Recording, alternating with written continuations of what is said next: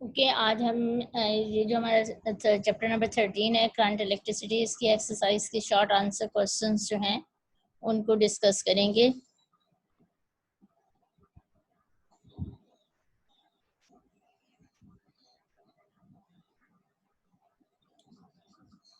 Exercise के short answer questions हैं। Question number 1, पहला फर्स्ट क्वेश्चन देख लें।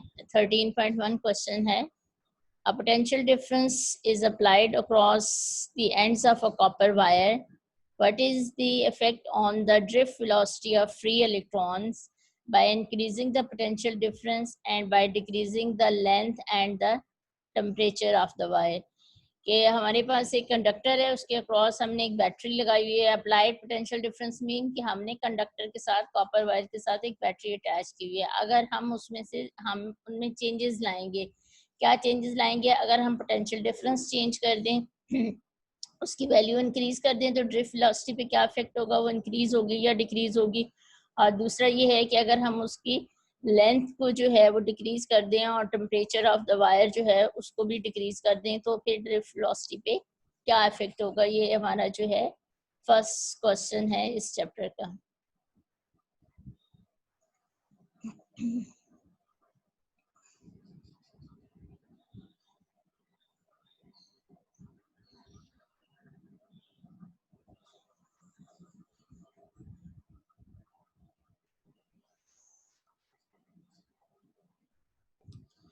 अच्छा जी, अब देख लें इसका answer. A uniform velocity that the electron acquires mean electron gain, electron हासिल करते हैं in the presence of an electric field of a battery is called the drift velocity. drift velocity already हम पढ़ चुके हैं कि वो velocity जब हम बैटरी लगाते हैं तो इलेक्ट्रॉन्स को मिलती है, उसको हम क्या कहते हैं? ड्रिफ्ट वेलोसिटी कहते हैं।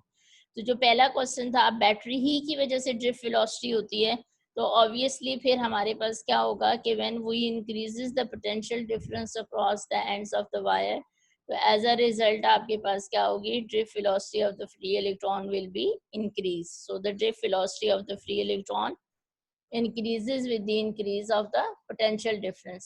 तो हमारे पास जो ड्रिफ्ट वेलोसिटी है वो प्रोड्यूस ही किस वजह से हो रही है? ड्यू टू दी बैटरी की वजह से हो रही है। तो जब हम उसकी वैल्यू को इंक्रीज करेंगे, बैटरी की वैल्यू को इंक्रीज करेंगे, पोटेंशियल डिफरेंस को इंक्रीज करेंगे, तो drift velocity of the electron भी हमारे पास क्या हो जाएगी? इंक्रीज हो जाएगी। अब इसका जो सेकंड पार्ट था कि what is the effect when we decrease the length and temperature, तो फिर क्या इफेक्ट होगा? The decrease in length and temperature of the wire reduces the resistance of the wire. हमारे पास क्या होगा कि जब हम लेंथ, आपको पता है कि आर जो होता है वो क्या होता है? डायरेक्टली प्रोपोर्शनल टू एल होता है। तो जैसे ही हमारे पास होगा,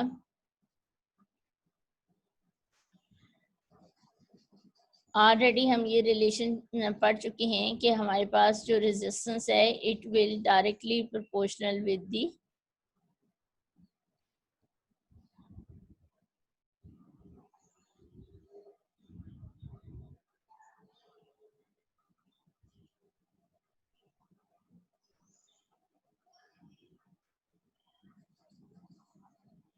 एल।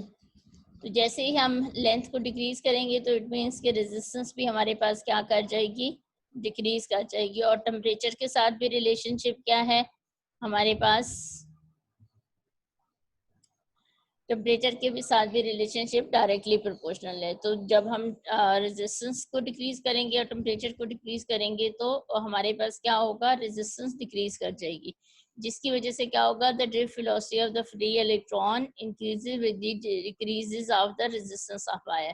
तो जब रेजिस्टेंस हमारे पास कम होगी तो इसका मतलब क्या होगा कि करंट हमारे पास ज्यादा होगा। ठीक है, तो करंट ज्यादा होने का, करंट कब ज्यादा होता है? अगर उनकी स्पीड ऑफ इलेक्ट्रॉन, क्योंकि करंट क्या होता है? It is a rate of flow of the charges. तो जितना ज्यादा स्पीडली फास्टली वो मूव करेंगे तो उतना ज्यादा करंट होगा। तो डिक्रीज ऑफ हमारे पास रेजिस्टेंस कम हो जाएगी, तो एज अ रिजल्ट हमारे पास क्या हो जाएगा?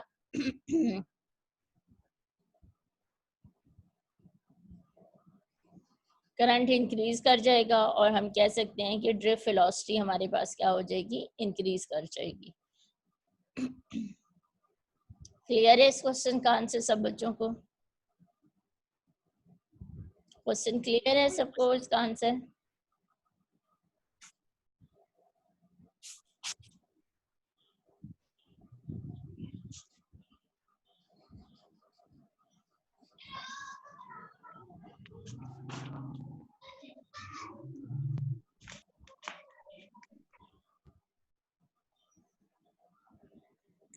सेकेंड क्वेश्चन देख लें. Second question is, do the bend in a wire affect its electrical resistance? Explain. ये बहुत important question है exercise के. ये सारे question important है with respect to your exams में short answer questions जो हैं वो mostly आपके different years of the board exams में आए हुए हैं सारे questions he. 13.2 question is that, do bend in a wire affect its electrical resistance? Electrical resistance mean resistance, ठीक है, कि अगर हम वायर को बेंड कर दें, उसको मोड़ दें, बेंड कर दें किसी भी फॉर्म में, उसको जो है वो हम उसकी शेप अगर चेंज कर दें तो क्या उसकी रेजिस्टेंस पे इफेक्ट होगा? अब हम रेजिस्टेंस का रिलेशनशिप ऑलरेडी डिराइव कर चुके हैं. Electrical resistance of wire depends upon its nature, length and the area of the cross section. ठीक है, R is equal to rho L over A. Rho nature को एक्सप्लेन करता है, L जो है वो लेंथ को और A एरिया को. अब बेंड क्या करेंगे? Any bend in a wire do not have any effect on the length, area और nature of wire, so the resistance of a wire will not affect. Bending करने से अगर हम उसको बेंड कर दें तो ना उसकी लेंथ चेंज होती है, ना उसका एरिया चेंज होता है, ना उसकी नेचर तब्दील होती है, तो फिर हमारे पास रेजिस्टेंस ऑफ वायर क्या होगी? चेंज नहीं होगी. लेकिन अगर हम बेंड करने से उसकी लेंथ में चेंज आएगा, एरिया में चेंज आएगा, तो बेंडिंग से एज सच इतना चेंज नहीं आता. लेकिन अगर लेंथ और एरिया जो है में चेंज आएगा तो फिर रेजिस्टेंस चेंज होगी. और अगर बेंड करने से, क्योंकि मोस्टली उसकी लेंथ एरिया में इफेक्ट नहीं आता, ठीक है, उसको वैल्यूज चेंज नहीं होती, इसलिए रेजिस्टेंस ऑफ द वायर भी चेंज नहीं होती. ठीक है. Next question is 13.3. ये ऑलरेडी मैंने आपको होमवर्क के तौर पे दिया था. ये हम जो है वो कर चुके हैं. इसमें आपने वही बैंड कलर्स जो है वो उसमें आपने करना था.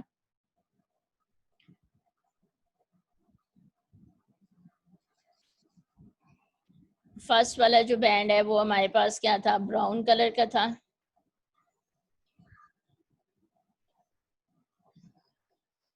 और जो सेकंड बैंड है वो हमारे पास ग्रीन कलर का है.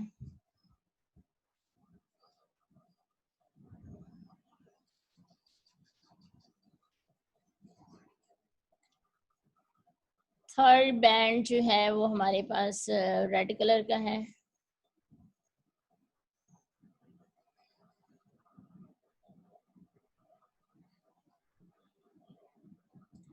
और जो फोर्थ बैंड है वो हमारे पास जो है वो उसका कलर क्या है? गोल्ड है. तो इसमें हमने जो है वो फाइंड आउट करना है कि हमारे पास ये वाला जो लास्ट बैंड है वो हमारे पास गोल्डन कलर का. तो इसमें रेजिस्टेंस आपने फाइंड आउट करनी है. फार्मूला यही है कि जो फर्स्ट बैंड है वो हमारे पास ब्राउन कलर का है, तो ब्राउन कलर की वैल्यू हमारे पास क्या है? 1 है. सेकेंड बैंड हमारे पास क्या था? जो सेकेंड बैंड है वो हमारे पास ग्रीन कलर का था. ग्रीन कलर की वैल्यू हमारे पास क्या है? 5 है. और फिर जो थर्ड बैंड है वो हमारे पास क्या है? रेड कलर का है. तो रेड कलर की वैल्यू क्या होती है? 2 होती है. तो जितनी हमारे पास रेड वैल्यू होती है उसी के अकॉर्डिंग हम कितने, थर्ड बैंड क्या इंडिकेट करता है? नंबर ऑफ जीरोस को. तो उतने हम उसमें क्या कर देंगे? जीरोस ऐड कर देंगे. फर्स्ट बैंड की वैल्यू 1 थी, वो हमने 1 उसकी वैल्यू पुट कर दी. सेकेंड बैंड की वैल्यू हमारे पास 5 थी, वो नंबर हमारे पास 5, पहला नंबर 1, दूसरा नंबर 5 और थर्ड नंबर रेड कलर का था. तो उसके बजाय हम 2 नहीं लिखेंगे बल्कि उतने 2 जीरोस लगा देंगे. तो वैल्यू हमारे पास क्या आ जाएगी? 1500 आ जाएगी. और प्लस माइनस गोल्ड है तो गोल्ड के साथ हमारे पास क्या आ जाता है? Plus minus 5%. अगर आप इसमें से प्लस माइनस 5% निकालना चाहते हैं तो अब आप क्या करोगे? 1500 का प्लस माइनस 5%, ये जो है अगर आपने ये जो वैल्यू है हमारे पास 5% आप कैलकुलेट करना चाह रहे हो, तो ये वैल्यू आपने किसकी फाइंड आउट करनी है? 1500 की, तो 1500 का जो है वो आपके पास ±5% का मतलब होता है कि आपने इसको 5 डिवाइडेड बाय 100 करना है, ठीक है। 5% का मतलब होता है 5 डिवाइडेड बाय 100। तो जब आप ये करेंगे तो क्या होगा, ये 100 के 2 जीरो और ये कैंसिल हो जाएंगे और ये आपके पास इसकी वैल्यू क्या आ जाएगी, 75, ठीक है। तो 1500 का आपके पास ये कितना निकल आया, 5%। ये 1500 का आपके पास 5% आ गया। तो ये हम क्या करेंगे, 1500 में से प्लस भी 75 कर देंगे और 1500 में -75 कर देंगे, तो उस रेंज के अंदर हमारे पास इसकी रेजिस्टेंस होगी। आप इसके साथ ±5% लिख दें या 75 को प्लस माइनस करके लिख दें, तो फिर आपका आंसर दोनों केसेस में जो है वो आपके पास ठीक होगा। तो ये आपने उस वैल्यू जो आपके पास रेजिस्टेंस आ जाती है उसका 5%, या अगर सिल्वर कलर है तो उसमें आपने उसका फाइंड आउट करना होता है 10%। अब सेकेंड वाला जो है इसका पार्ट देख लें। सेकेंड पार्ट में हमारे पास जो फर्स्ट इसका बैंड है आपके पास वो येलो कलर का है। जो फर्स्ट वाला बैंड है वो हमारे पास क्या है, येलो कलर का है। येलो कलर की वैल्यू हमारे पास क्या होती है, 4 होती है, तो पहला आपके पास 4 आ जाएगा। सेकेंड वाला जो है हमारे पास वाइट है और थर्ड वाला हमारे पास जो है वो जो कलर है वो हमारे पास ऑरेंज कलर है। तो इस तरीके से हमारे पास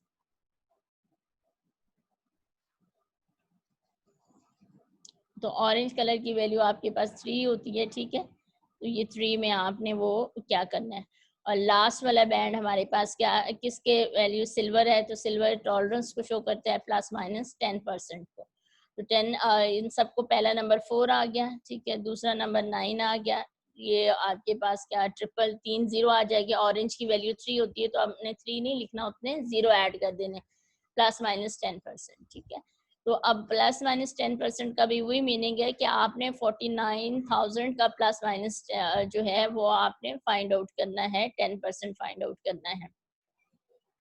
जब आप 49 का फाइंड आउट करोगे 10%, तो इट मीन आप इसको क्या करोगे, 10 डिवाइडेड बाय 100 से करेंगे। तो अगेन आपके पास क्या हो जाएगा, ये जीरोस डिनोमिनेटर की 2 जीरोस और ये कैंसल आउट हो जाएंगे। तो आपके पास ये आंसर क्या आ जाएगा, 4900। तो ये वैल्यू आपने इसमें से क्या कर देनी है, माइनस कर देनी है और प्लस कर देनी है। तो आपका आप ±10% लिख लें, ये वैल्यू लिख लें, वो आपके पास वैल्यू आ जाएगी। अब टॉलरेंस का क्या मीनिंग है, tolerance means the possible variation of the resistance from the given value. Given value हमारे पास 49,000 है और इसमें यानी जैसे हमने ऊपर वाले में 5% निकालिए, नीचे वाले में 10% निकालिए, तो ये हमारे पास उसकी वैल्यू में जो चेंज होता है कि इसके दरमियान इस वैल्यू से लेकर इस वैल्यू तक इस रेंज में इसकी वैल्यू आती है। क्लियर है ये क्वेश्चन सबको? ये क्वेश्चन नंबर 13.3 जो है, क्लियर है सब बच्चों को?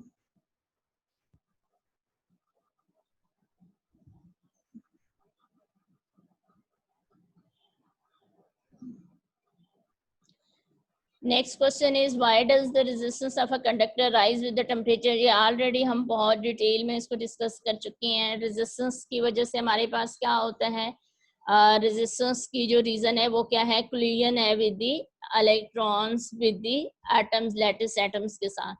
As the temperature of the conductor rises, the amplitude of vibration of atom increases and probability का मतलब होता है chances of collision with the free electron is also increases. In this way the resistance of conductor is increases. कि जब हम temperature को increase करेंगे तो जो लैटिस एटम होते हैं, जो आपके पास उस कंडक्टर के एटम मौजूद होते हैं, उनका वाइब्रेशन क्योंकि वो सिर्फ एक वाइब्रेटरी जो मोशन शो करते हैं, अपनी जगह पे फिक्स होते हैं और सिर्फ वाइब्रेटरी मोशन शो कर रहे होते हैं, तो वाइब्रेशन उनकी क्या हो जाती है, बढ़ जाती है। तो ज़्यादा स्पीड के साथ, वो ज़्यादा एम्पलीट्यूड के साथ जो है वो जब वाइब्रेट करेंगे तो फिर उसके साथ इलेक्ट्रॉन के साथ उनके कोलाइड होने का, उनके साथ टकराने के चांसेस भी ज़्यादा होंगे। तो जितनी ज़्यादा कोलिजन होती है उतनी ही ज़्यादा रेजिस्टेंस होती है। नेक्स्ट जो है next question is 13.5 what are the difficulties in testing whether the filament of lighted bulb obeys the Ohm law? कि अगर हम ये फाइंड आउट करना चाहें कि जो बल्ब है वो हमारे पास ओम लॉ को ओबे करता है या नहीं, तो उसमें हमारे पास क्या डिफिकल्टीज हैं वो हमने बतानी है। Ohm's law holds good for a conductor of a given resistance R. The relationship क्या है? I is directly proportional to V or V is directly proportional to I as long as the temperature of the conductor remains constant. ये तब तक possible है जब conductor आपके पास क्या हो जाता है? Constant हो जाता है. The resistance of lighted electric bulb does not remain constant but gradually increases with increase in its temperature. Hence, the filament of the bulb does not obey the Ohm law. तो क्योंकि उसकी resistance जो है वो हमारे पास change हो जाती है, तो वो हमारे पास क्या करता है, उसके रेजिस्टेंस की जो वेरिएशन है उसको मेजर करना हमारे पास क्या होता है, डिफिकल्ट होता है। Next question is 13.6 is the filament resistance lower or higher in a 500 watt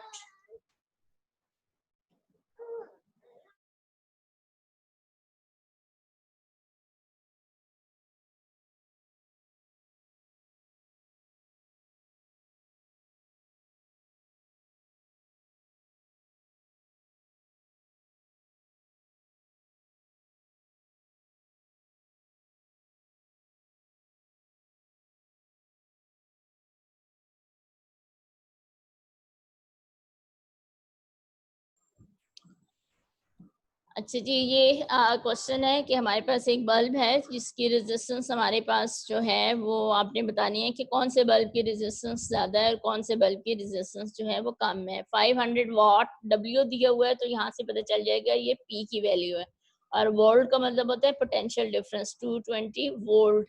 एक बल्ब दिया हुआ और दूसरा बल्ब दिया हुआ जिसके आप पावर 100 वाट्स है और value of the potential difference is 220 volt है। पावर का फार्मूला जिसमें हमारे पास क्या आता है, हम पढ़ चुके हैं P equals to V square divided by R. तो यहाँ से हमारे पास क्या आ जाएगा, जो फार्मूला आएगा वो आर की वैल्यू हमने फाइंड आउट करनी है, तो R will be equals to V square divided by P. अब इनकी वैल्यूज दोनों केसेस में, फर्स्ट बल्ब के केस में पुट कर देंगे, V की वैल्यू 220 है और P की वैल्यू 500 है, तो 96.8 ओम आ जाएगी। और सेकंड वाले केस में हमारे पास जो है वो पावर की वैल्यू चेंज है, वोल्टेज की वैल्यू सेम है, वो 100 आएगी, तो 484 ओम आ जाएगी। तो इट मीन्स कि हमारे पास R1 जो फर्स्ट बल्ब है उसकी रेजिस्टेंस क्या है, लेस है as compare to second bulb. ठीक है, फर्स्ट बल्ब की 96.8 है और सेकेंड बल्ब की 484 ओम है। तो पावर और रेजिस्टेंस एक दूसरे के इनवर्सली प्रोपोर्शनल है। Hence the resistance of 500 watt bulb will be the small than 100 watt bulb. अच्छा जी, next question is 13.7 describe a circuit which will give a continuously varying potential. ये आपका जो है वो टॉपिक है, थ्योरी है, उसमें से आपने जो है वो देख लेना है, वहीं से ही इसका आंसर आ जाएगा। 13.7 का varying potential, continuously varying potential वाला जो टॉपिक है, वहां से इसका आंसर आप देख लो। नेक्स्ट आपके पास क्या है, ये explain why the terminal potential difference of a battery decreases when the current draws from its increase। कि जो टर्मिनल पोटेंशियल डिफरेंस कौन सा होता है, जो एंड्स ऑफ द बैटरीज होती हैं उनके अक्रॉस जो पोटेंशियल डिफरेंस होता है उसको हम क्या कहते हैं, टर्मिनल पोटेंशियल डिफरेंस कहते होते हैं। ठीक है, जो एंड ऑफ बैटरी पे पोटेंशियल डिफरेंस होता है उसको हम टर्मिनल पोटेंशियल डिफरेंस कहते हैं। जब करंट जो है वो सर्किट में से पास हो रहा होता है उस वक्त हम उसको कहते हैं। तो क्वेश्चन इज दैट कि वो terminal potential difference of battery जो है वो क्यों डिक्रीज कर जाता है जब हमारे पास सर्किट में से करंट जो है वो गुजरना शुरू हो जाता है। ठीक है, करंट ड्रॉज फ्रॉम इट का मतलब क्या था, उसमें से करंट जो है वो फ्लो कर रहा है और उसमें से बाहर सर्किट में से करंट जा रहा है। तो हमारे पास रिलेशनशिप क्या है, V T terminal potential difference equals to, हमने ये जो है फार्मूला हमारे पास, आप लोगों ने टॉपिक के अंदर हमने जो फार्मूला पढ़ा था वो हमारे पास क्या था, हमने किया था कि जो ईएमएफ थी, जो ईएमएफ हम प्रोवाइड करते हैं वो दो फंक्शन के लिए काम आती है। एक हमारे पास क्या होता है आईआर, जो हमने रेजिस्टेंस लगाई है उसमें काम आती है, और दूसरी हमारे पास किसके लिए काम आती है, इंटरनल रेजिस्टेंस को। और यही जो वैल्यू ऑफ आईआर होती है इसको ही हम क्या कहते हैं, टर्मिनल पोटेंशियल डिफरेंस कहते हैं। ठीक है, ये हमारे पास आई आर के को, तो इसको हम जब सिंप्लीफाई करेंगे, जब हम वी टी की वैल्यू निकालेंगे तो हमारे पास इक्वेशन क्या बन जाएगी, V T equals to E minus I R. तो इसमें से ये क्या चीज वैल्यू आई है, ठीक है, और ये वैल्यू यहाँ से क्या हो रही है, माइनस हो रही है। ठीक है, तो इट मीन्स कि आपके पास जितनी आई की वैल्यू ग्रेटर होगी तो ईएमएफ से उतनी वैल्यू क्या होती जाएगी, माइनस होती जाएगी। तो एज अ रिजल्ट हमारे पास उतना ही टर्मिनल पोटेंशियल डिफरेंस क्या होता जाएगा, कम होता जाएगा, क्योंकि वी टी क्या है, ई माइनस आई आर वाला फैक्टर माइनस हो रहा है। तो जितनी आई की वैल्यू हम इंक्रीज करते जाएंगे उतनी ही आपके पास टर्मिनल पोटेंशियल डिफरेंस की वैल्यू क्या होती जाएगी, डिक्रीज होती जाएगी।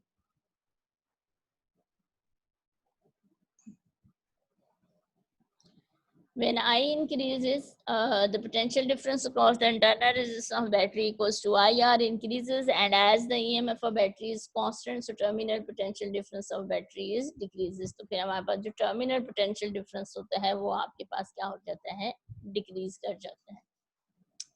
Next is question 13.9. What is the Wheatstone bridge? How can it use to determine the unknown resistance? Wheatstone bridge की इसमें आपने डेफिनेशन लिखनी है, और टॉपिक के अंदर जहाँ पे हम कहते थे फर्स्ट आपका पैराग्राफ है how can it be used to determine the unknown resistance, वो आपने इसमें ऐड कर देना है। तो ये आपने इसका आंसर अपने थ्योरी में से लिखना है।